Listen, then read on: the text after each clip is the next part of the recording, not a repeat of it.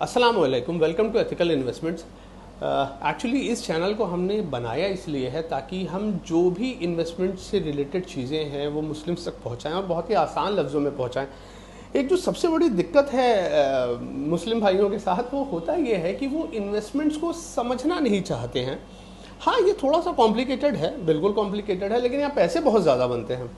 और जो investments avenues available हैं मुस्लिम्स के लिए वो एक्चुअली बहुत ज़्यादा भी नहीं है। अगर वो इन्वेस्टमेंट्स करना चाहते हैं तो वो रियल इस्टेट में कर सकते हैं, गोल्ड में कर सकते हैं, इक्विटी में कर सकते हैं, यही मेजर एवेन्यूज़ हैं।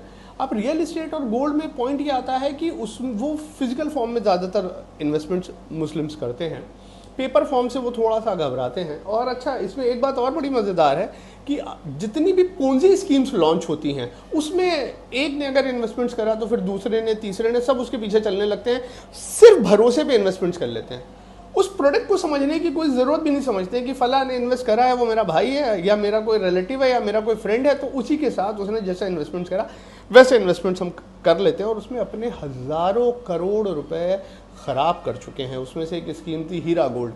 हीरा गोल्ड का कंसेप्ट ये था कि वो आपको ट्रेडिंग, इस गोल्ड में ट्रेडिंग करके आपको रिटर्न जनरेट करके दे रही थी। भाई आप एक बात खुद समझिए, जिस असेट क्लास में 10 साल के रिटर्न 4% के रहे हो वो आपको साल के 10-12% के रिटर्न कैसे दे सकता है, कैसे दे सकता है। बट पॉइंट ये था कि जब वो हीरा गोल्ड वाला वक्त चल रहा था तो जब मैं किसी से भी बात कर रहा था तो वो समझना नहीं चाहता। और सबसे मज़ेदार बात पता है क्या, ये मैं उन लोगों की बात ही नहीं कर रहा हूँ जो बेचारे पढ़े लिखे नहीं है, ये मैं उनकी बात कर रहा हूँ जो ऑलरेडी कोई स्कूल रन कर रहे हैं। मैं एक स्कूल में गया, वहाँ पर वो मुझसे कह रहे हैं कि हम लोग तो हीरा गोल्ड में इन्वेस्टमेंट करते हैं। तो मैंने कहा है ये कौन सी चीज़ होती है भाई, ये तो हमने सुनी भी नहीं। फिर मैंने जाकर उसको देखा, मैंने कहा अरे ये क्या कर रहे हैं, लेकिन कुछ सुनने को नहीं तैयार है, कोई भी सुनने को नहीं तैयार है।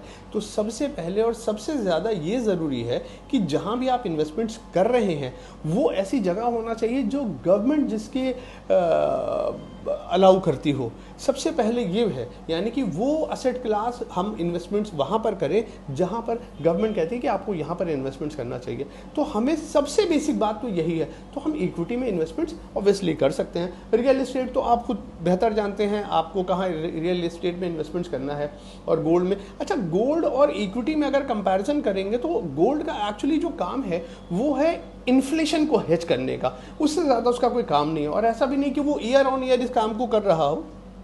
इन्फ्लेशन को हेज करने का ये मतलब है वो इन्फ्लेशन के आसपास के रिटर्न्स देगा।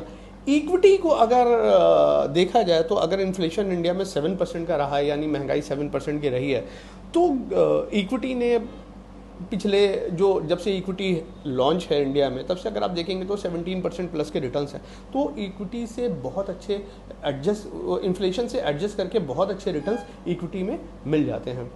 तो हमेशा इन्वेस्ट उन जगह पर करिए जिसके लिए गवर्नमेंट आपसे कह रही है, मतलब गवर्नमेंट ये कह रही है कि हाँ इसके लिए पूरा फ्रेमवर्क तैयार है, सेबी है, आरबीआई है, इस तरीके से वहाँ इन्वेस्टमेंट्स करिए। किसी के कहने पर कोई इन्वेस्टमेंट्स मत करिए। और कोशिश ये रहेगी कि आपको आसान लफ्ज़ों में सारी चीज़ें समझा सकें। तो प्लीज़ इस चैनल को लाइक करिए, सब्सक्राइब करिए और ज़्यादा से ज़्यादा शेयर करिए। अस्सलाम वालेकुम।